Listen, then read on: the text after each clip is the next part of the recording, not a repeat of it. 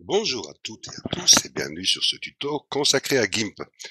Tout d'abord, avant de commencer le tuto, je tiens à remercier toutes les personnes qui ont participé au live. Nous avons passé une excellente soirée, d'ailleurs elle a duré plus de 4 heures.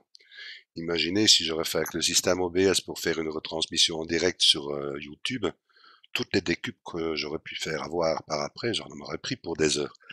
Donc voilà, ici encore, voilà, un grand merci, ça a vraiment été une super belle soirée. Je tiens à tous les remercier.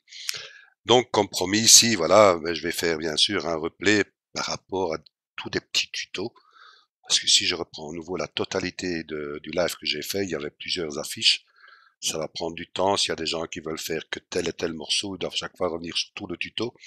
Donc, je préfère chaque fois refaire des petits tutos qui sont bien élaborés par tel et tel sujet. Donc ici, le premier sujet que nous avons abordé. Bien sûr, il y aura une suite. Je l'oublie pas par rapport du texte 3D. J'avais fait une première diffusion, il y en aura d'autres. Mais je vais faire plusieurs petits tutos comme ça. Donc voilà ici, maintenant ici, la première solution pour faire une affiche. Je vais prendre un exemple, je vais ouvrir une image. Je vais prendre celle-ci. Tout dépend aussi le rendu que vous voulez de votre affiche. Si vous voulez un mode paysage ou un mode portrait. Moi, par rapport au mode que je veux, je vais faire déjà une découpe de mon image. Premièrement, je mets ajouter un canal alpha, canal de transparence. Que vais-je faire? Mais comme je vais découper mon image, bien sûr, je vais dans l'outil découpage. Voilà. Je clique à l'intérieur de ma sélection. Ici, voilà. Je tire des guides. Vous voyez. Je peux jouer avec les boutons de commande. Vous voyez que la partie supérieure, elle s'arrête au niveau de la taille du canevas, ainsi que la partie inférieure. Mais je peux jongler ici avec l'extrémité gauche et je vais m'arrêter, vous voyez, ici au bord des cheveux. Vous voyez, je m'arrête ici avec le champ qui est là. Et je vais prendre ici l'extrémité droite. Je m'arrête ici. Je ne prends pas la boucle des cheveux. Donc je clique à l'intérieur. Voilà. Mon image est découpée. Que vais-je faire de cela? Je vais aller dans l'outil ici. Sélection par couleur. Je vais sélectionner ici une partie du noir. Vous voyez? Je sélectionne. Donc il va sélectionner toutes les couleurs que j'ai sélectionnées. Enfin, j'ai sélectionné qu'une couleur, mais il va prendre en considération partout où il y a cette couleur que j'ai sélectionnée, c'est-à-dire à l'intérieur et ainsi de suite. Si maintenant je fais supprimer de mon clavier, il va supprimer aussi cette sélection qui est là. J'ai pas besoin qu'il enlève ça, je veux qu'il la garde. Donc je vais prendre simplement l'outil gomme. Je vais simplement augmenter la taille. Je peux laisser une brosse tendre.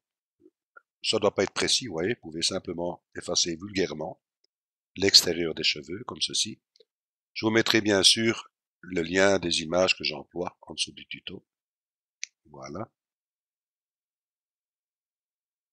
Je suis satisfait comme cela. Sélection, aucune. Que vais-je faire de cela?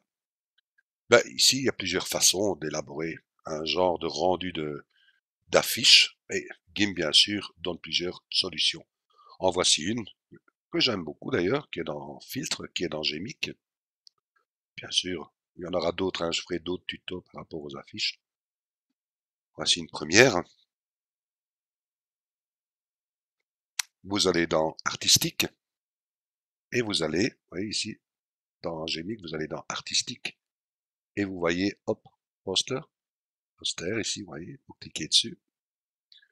Fenêtre va s'ouvrir, ça travaille un peu, vous voyez mon curseur. Ne jouez pas avec Gamma, laissez-le là, pour moi. Hein. Vous pouvez essayer, vous, hein, bien sûr. Mais n'oubliez pas toujours de retenir votre dernière valeur que vous avez si jamais vous voulez revenir en arrière. Hein. Parce qu'ici, moi, il n'y a pas moyen de faire, vous voyez, ici, de réinitialiser. Donc, on va jouer ici simplement avec le smoothness. Si vous augmentez, un exemple, regardez ce qui se passe. Vous voyez, c'est pas très joli. Donc, ce que moi je fais, je le mets au minimum, je regarde toujours le rendu. Hein, c'est déjà un peu plus joli. Vous voyez qu'on accentue bien les yeux. Je vais donner, ouais, je vais augmenter par exemple. Je vais lui donner 1,4. Ouais, ça me semble pas mal. Disons que je vais le laisser comme ça. C'est des exemples. Hein. Je fais OK. Voilà. Ma sélection, mon arrière-plan, ben, je n'ai plus besoin, puisque j'ai créé vraiment une autre image. Donc celle-ci, maintenant, si vous la gardez, c'est pas un souci. Moi, je n'ai plus besoin. Poubelle. Cliquez sur la petite corbeille, le petit pictogramme corbeille. Que vais-je faire de cette image? Ben, je vais aller chercher justement les couleurs qui sont dedans. C'est-à-dire que vous voyez ici, j'ai ma couleur de premier plan qui est noir et mon arrière-plan qui est blanc.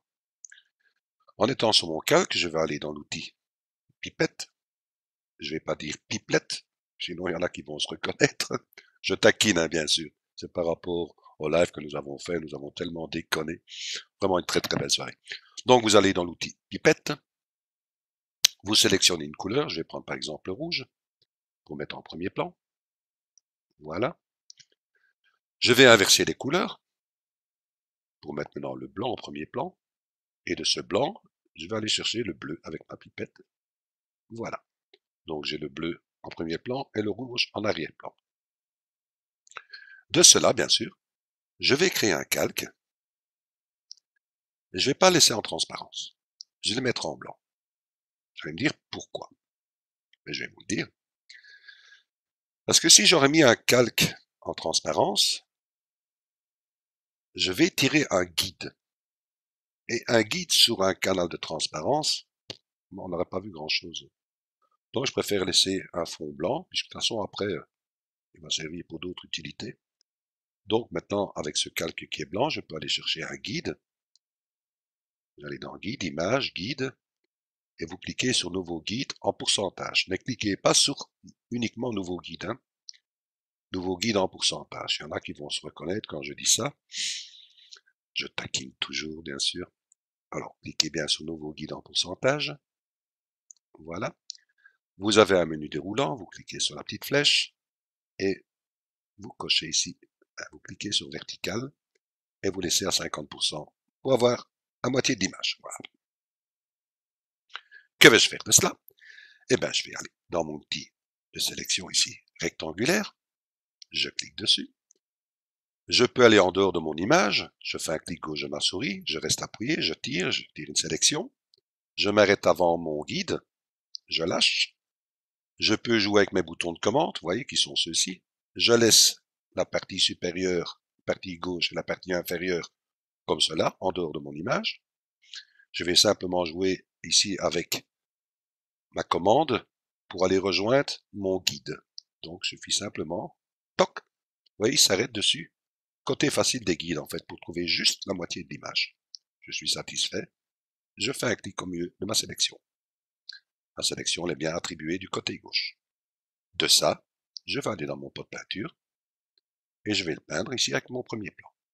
Toujours bien faire attention quand vous êtes dans l'outil de peinture, de regarder ici, dans l'option des outils, que c'est bien remplissage avec la couleur de premier plan et remplir toute la sélection que je coche.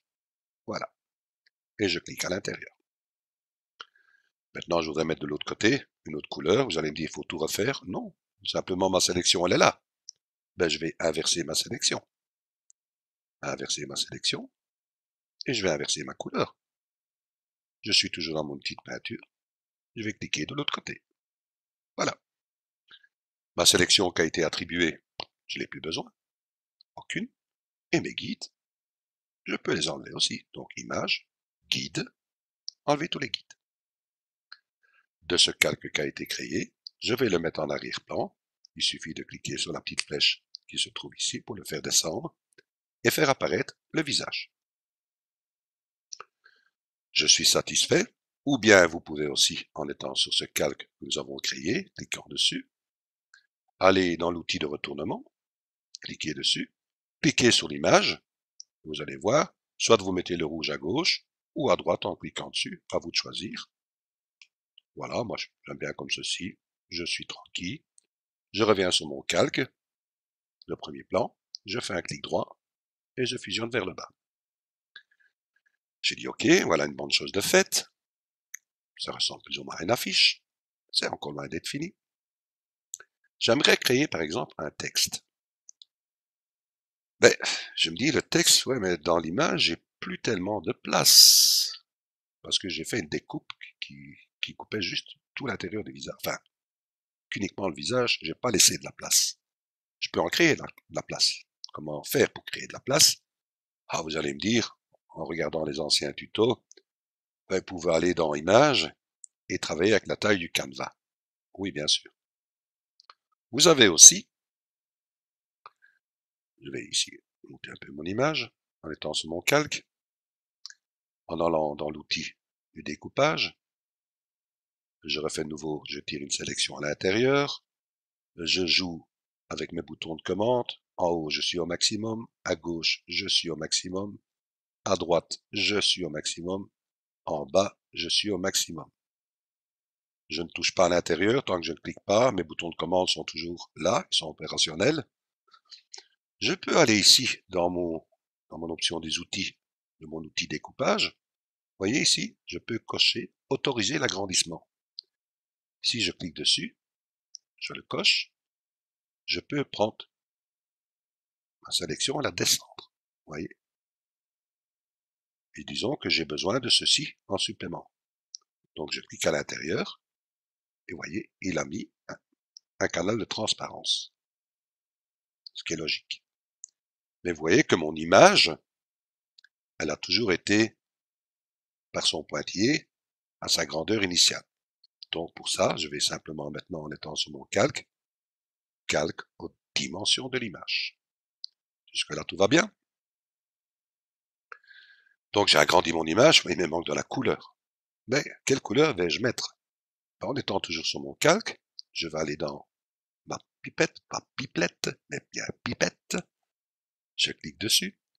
Je vais, en étant sur le rouge, chercher une couleur de premier plan qui sera le bleu foncé. Voilà, vous avez la changé ici. Je crée un calque. Vous voyez ici, il va prendre la dimension de l'image de toute façon. Et l'image, elle est l'entièreté avec le damier. J'ouvre et je vais aller chercher ici, créer un nouveau calque avec la couleur de premier plan. Je clique dessus, puisque j'ai attribué une couleur. Je valide. Naturellement, de ce calque a été créé, je le fais descendre pour faire apparaître mon visage. Je suis satisfait, je reviens sur mon calque, premier plan, je fais un clic droit, je fusionne vers le bas. Que vais-je faire? Je vais attribuer maintenant, comme j'avais dit, un texte, puisque j'ai rajouté une partie inférieure pour ajouter du texte. J'ai laissé mon bleu pour pouvoir jouer avec la couleur de ce texte. Donc, mon texte, j'intervalle la couleur ici. Je mets le bleu en premier plan, bleu clair.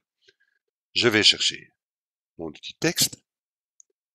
Je vais chercher en cliquant dessus ici sur les deux petits A, Sandbold. Voilà. Je vais pousser la taille, je vais l'augmenter un peu. Je vais passer par exemple, peut-être un peu trop grand ça, à 30. Je vais voir ce que ça donne. Je clique à l'intérieur de mon image et j'écris affiche. Je vois que c'est trop petit.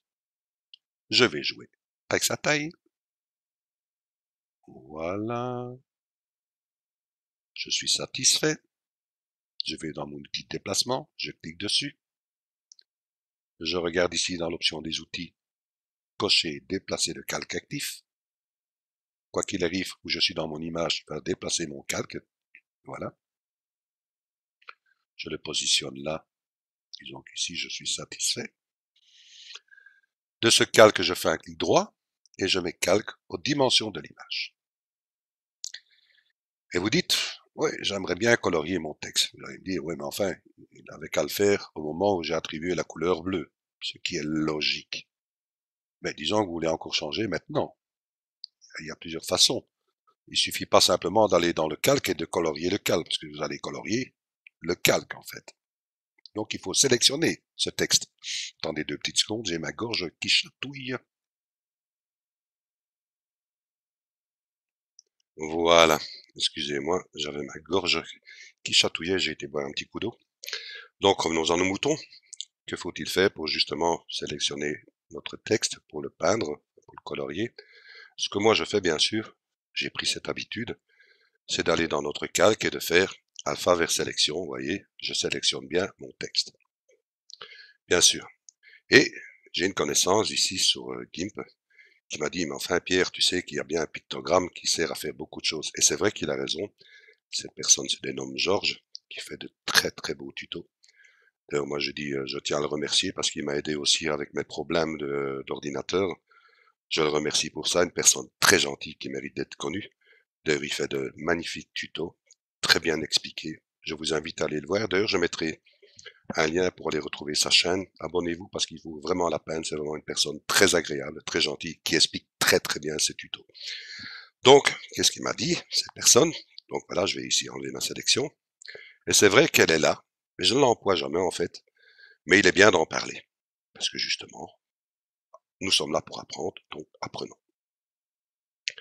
Il m'a dit, ben voilà, tu vas simplement ici, en étant sur notre calque, vous voyez ici qu'il y a un petit pictogramme qui se trouve juste au-dessus, qui est verrouiller le canal alpha.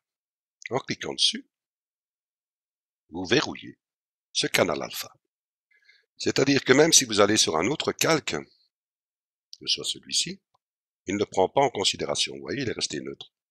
Par contre, si je reviens dessus, vous voyez qu'il est nouveau activé. Comme j'ai verrouillé le canal alpha, il a verrouillé mon texte. Il n'y a que mon texte qui travaille.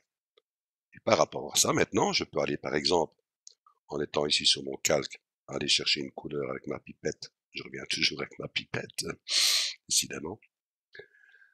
Et je vais aller chercher du rouge. Voilà. Et je reviens sur mon calque qui a été verrouillé. Et que je vais dans mon outil de sélection, par exemple. Vous voyez, j'ai gagné du temps en faisant simplement un clic ici. Je vais dans mon outil de sélection rectangulaire. Et je vais sélectionner une partie de mon texte. Voilà, la partie, par exemple, inférieure. Vous voyez ici. Et que je vais dans mon outil ici, pot de peinture. Je suis bien ici, premier plan, toute la sélection, et que je clique dans mon texte. Oui, il sélectionne. Sélection. OK. Vous voyez, côté facile, côté rapide. C'est bon à savoir. Voilà, je tiens encore à te remercier. Mais c'est vrai que je l'emploie jamais, mais bon, parce qu'il a des utilités dans certaines choses et pas dans d'autres. Mais enfin, voilà, c'est bon à savoir. Disons que maintenant, voilà, j'ai encore ici de la place du côté gauche. J'aimerais aussi avec ma brosse, aller par exemple, outil brosse, et prendre par exemple la petite étoile, vous voyez ici, je regarde, je vais la peindre en rouge, premier plan, je suis bien sur ma brosse, et je clique. Vous me dites, tiens, qu'est-ce qui se passe, pourquoi ça fonctionne pas? À tout problème, il y a une solution. GIMP est logique. Donc, qu'est-ce que j'ai fait qui n'est pas logique? Ben oui, c'est logique. Puisque j'ai ici activé, verrouillé mon calque, j'ai verrouillé mon texte, donc automatiquement, je ne sais rien faire d'autre. Ben, simplement, je décoche ici, voilà, je déverrouille, et je peux maintenant mettre ma petite étoile. Vous voyez? Je suis satisfait, je fais un clic droit dessus, je fusionne vers le bas. Jusque-là, tout va bien. Je me dis, tiens, je voudrais mettre un petit cadre blanc. Il y a plusieurs façons, hein, bien sûr, de faire des cadres. C'est prévu dans d'autres tutos. Je pense que j'en ai mis d'ailleurs là-dessus. Enfin, moi, j'ai une habitude. C'est que je crée un calque. De toute façon, le calque que je crée, il est toujours par rapport à l'image que vous avez cliqué dessus. Donc, je le mets en blanc. Voilà. Je valide. J'ai un calque blanc. De ce calque, je le fais passer en arrière-plan. Il est derrière mon image. C'est pas un souci. Je reviens sur mon image. Je vais dans l'outil de mise à l'échelle. Je clique dessus. Je regarde ma chaîne qu'elle soit fermée en cliquant dessus pour rester les proportions. Il garde toutes ses proportions. Si je descends, vous voyez, je descends. J'ai mon image qui est apparente encore derrière. Il suffit simplement de fermer l'œil et que je peux voir comme ceci ce qu'il y a derrière comme cadre, que je laisse l'épaisseur. Je me dis, je suis satisfait comme cela. Je peux faire mise à l'échelle. Voilà. Je peux réactiver l'œil. Voilà qui est fait. Maintenant, il suffit de centrer mon image. Pour la centrer, j'ai des outils de calque. Pour enlever ces 4 petits carrés, il me suffit de cliquer sur un autre outil. Voilà, ça disparaît. Et de mon calque, je fais fusion vers le bas. Voilà une belle affiche qui est créée. De cette affiche, par exemple, Vous voulez la mettre sur un mur, qui est ceci. Nous allons dans notre image, vous aurez qu'à faire copier votre image et la coller, soit comme nouveau calque ou comme calque, enfin, allez, bon, libre à vous.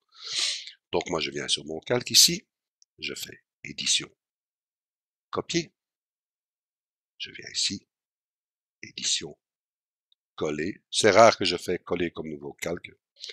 Je vous expliquerai pourquoi, bien sûr, par la suite, pourquoi je fais ça. Quand je fais uniquement coller par coller comme nouveau calque, je fais uniquement coller, ben, il y a une sélection flottante qui se fait. Je lui attribue un calque. Donc, mon image est attribuée dans un calque. Avant de commencer, parce qu'il faut donner une perspective à ce mur, vous voyez, parce que là, le rendu n'est pas logique par rapport au mur. Si je laisse mon image comme ça, c'est pas joli du tout. Donc, il faut d'abord positionner notre image où nous voulons la mettre. Disons que je voudrais la mettre ici. Un exemple. Voilà. Je vais agrandir mon image. Non, ça faut, oups, pardon. Annuler. C'est dur. Non, voilà, je vais agrandir mon image ici. Voilà. Un exemple. Je vais prendre comme point de repère ce coin-ci, vous voyez, qui est ici. Pour avoir une perspective, vous voyez que mon coin, il rejoint ici la rainure qui est de la brique. Vous voyez ici, la rainure. Donc, pour avoir une perspective, mon coin supérieur gauche, il devrait suivre cette rainure qui est celle-ci, qui est logique. Donc, si je vais rejoindre avec mon coin supérieur gauche cette rainure-ci, j'agrandis mon image. Que je devrais faire, bien sûr, aussi la même chose vers le bas. C'est-à-dire, je vais rejoindre cette ligne-ci. Donc, mon coin inférieur gauche devrait rejoindre cette rainure-ci. Donc, j'agrandis mon image. Ou je prends mon coin de repère ici, qui est cette rainure-ci, et je fais descendre mon image dans la rainure qui est ici, vous voyez.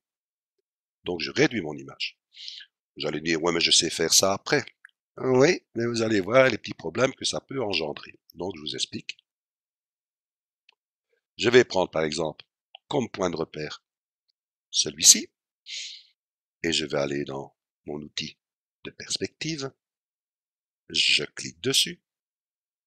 Je tire mon image, mais il faut toujours bien faire attention aussi que vous n'allez pas trop, voyez, que vous restez sur votre pointillé, hein, bien sûr. Hein. Vous voyez le pointillé qui est là, vous restez bien votre image le long du pointillé. Et je monte mon image pour suivre ici la ligne de mon point de repère que j'avais ici, vous voyez, pour donner cette même perspective, en restant bien vertical. Je descends, je vais faire la même chose pour ma base. Donc je vais tirer mon image, et en restant toujours bien, perspective verticale. Voilà, je reviens en arrière, je suis plus ou moins satisfait, je transforme, je réactive mon œil. Vous dites, ah oui, mais elle est trop grande maintenant. Oui, c'est pour ça que j'ai dit, il fallait choisir, soit on prenait ce point de repère-là, ou on prenait l'autre pour réduire. Vous dites, ben, il n'y a qu'à réduire maintenant. Oui, bien sûr, mais vous voyez que ma perspective, elle est bonne. Elle suit bien ici la rainure de ma brique supérieure, et plus ou moins aussi bien inférieure. Donc, c'est une belle continuité sur le mur. Par contre, maintenant, si je viens ici dans l'outil de mise à l'échelle, et je clique dessus, je ferme ma chaîne, et que je réduis, mise à l'échelle. Au-dessus, ça va, la perspective. Mais regardez en dessous, ça ne peut rien avoir, hein, voyez. Donc, c'est déjà une chose que vous allez me dire, ben, il suffit de nouveau refaire une mise à l'échelle, enfin, de nouveau retravailler la perspective quand vous avez réduit. Oui, c'est une solution. Enfin, vous allez faire 2 fois le travail à ce moment. Même si vous déplacez votre image. Si je déplace mon image, regardez ici ma perspective en dessous et au-dessus. Vous voyez? Ça change complètement. Donc, je reviens en arrière. Je remets calque de nouveau aux dimensions de l'image. Je suis satisfait comme cela, par exemple. C'est par rapport, bien sûr, au tuto, hein. À vous, libre choix de faire ce que vous voulez avec votre affiche et aussi quel mur vous allez choisir. Bien sûr, je mettrai le lien de chaque tuto que j'élabore, je mettrai le lien avec les images que je travaille. Comme ça, si vous voulez reproduire les mêmes effets, vous aurez de quoi travailler. Un exemple aussi, en étant sur Calque, et donner par exemple ce genre de rendu. Vous voyez ici, j'ai mis un spot avec un faisceau lumineux. Vous voyez. Je mettrai aussi le lien pour aller rejoindre le tuto où je parle de justement de créer ce genre de point lumineux, comment faire une rotation du spot, ainsi de suite, et donner cet effet de lumière. Donc comme ça, pour aller voir le tuto en même temps et créer ce genre de lumière sur cette image-ci. Vous voyez que ici, sur cette image, je n'ai pas donné d'ombrage. Donc pour faire un ombrage, il suffit simplement en étant sur notre calque, faire un canal alpha. Vous voyez, dupliquer ce calque. Voilà, nous laissons en transparence. Nous validons. De ce calque, nous réinitialisons les couleurs, blanc et noir. Nous allons dans le pot de peinture. Nous laissons le noir en premier plan. Nous colorions à l'intérieur. Voilà. Sélection aucune. Nous descendons notre calque pour faire apparaître notre affiche. Notre noir, il est derrière. Nous sommes bien sur notre calque noir. Nous allons dans l'outil de déplacement. Je clique dessus. Je clique sur mon image pour activer bien notre calque. Avec les touches fléchées de mon clavier, je déplace avec ma flèche de gauche. Je fais ressortir, vous voyez, le noir, légèrement. De ce noir, je vais dans le filtre. Je vais dans flou, flou gaussien. Je le passe par exemple à 28. Je fais valider. Vous voyez, vous donnez un effet d'ombrage. Et par rapport à ça, vous pourrez rajouter, bien sûr, si vous voulez, le spot avec l'effet lumineux. Voilà, je vais arrêter ce tuto ici parce que bien sûr, il y aura d'autres tutos au niveau des affiches, sinon le tuto va durer trop longtemps. Comme ça, vous aurez bien le temps de visionner chaque tuto par rapport au rendu que vous voulez avoir. Je vous dis encore un grand merci. Bien sûr, je vais laisser ici en dessous les textures et bien sûr le lien pour aller rejoindre la chaîne de Georges parce que ça vaut vraiment la peine. C'est une personne qui mérite d'être connue par rapport à ces tutos. C'est vraiment de très très beaux tutos et super bien fait. Donc je vous dis un grand merci de votre écoute et je vous dis à très bientôt pour un prochain tuto. Un grand merci à vous.